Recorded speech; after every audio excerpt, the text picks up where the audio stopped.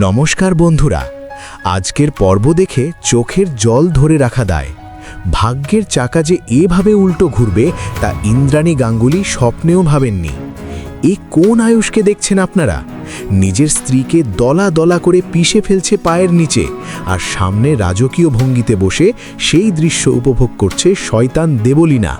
হ্যাঁ বন্ধুরা, এক নিমিষেই বদলে গেছে গাঙ্গুলি বাড়ির পুরো চিত্র। ইন্দ্রাণী গাঙ্গুলির সিংহাসন এখন দেবলীনার দখলে, আর চোখের সামনে ছেলে ও পুত্রবধূর এই করুণ দশা দেখে হার্ট অ্যাটাকের মুখে রাজ ও ইন্দ্রাণী। তবে কি এটাই গাঙ্গুলি পরিবারের শেষ পরিণতি? আয়ুষ কেন এমন করছে?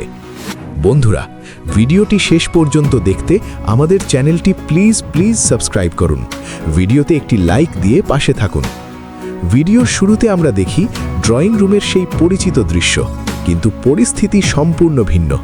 বাড়ির মাঝখানে সোফায় পায়ের ওপর পা তুলে বসে আছে দেবলীনা, তার মুখে পৈশাচিক হাসি। সে ইন্দ্রাণী বেবিকে বলে, কি শাশুড়ি মা, এখন এই বাড়ির নিয়ম আমি তৈরি করব। কিন্তু দর্শকদের বুক কেঁপে ওকে পরের দৃশ্যে। আমরা দেখি কুসুম রক্তাক্ত অবস্থায় মাটিতে পড়ে আছে, সে যন্ত্রণায় কাতরাচ্ছে, আর তার ঠিক ওপরেই পাথরের মূর্তির মতো দাঁড়িয়ে আছে আয়ুষ।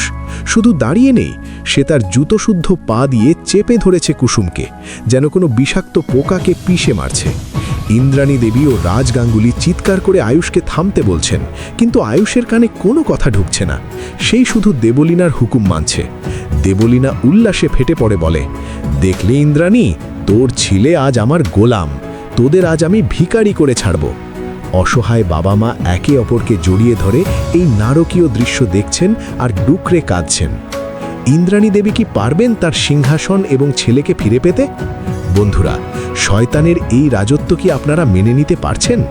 আয়ুষের এই রূপ দেখে আপনাদের কি মনে হচ্ছে? কমেন্ট বক্সে আপনাদের রাগ ও মতামত উগরে দিন। আর গল্পের মোড় কোন দিকে যায় তা জানতে আমাদের চ্যানেলকে এক্ষুনি সাবস্ক্রাইব করুন, ভিডিওটিতে একটি লাইক দিন এবং বন্ধুদের সাথে শেয়ার করুন। ধন্যবাদ।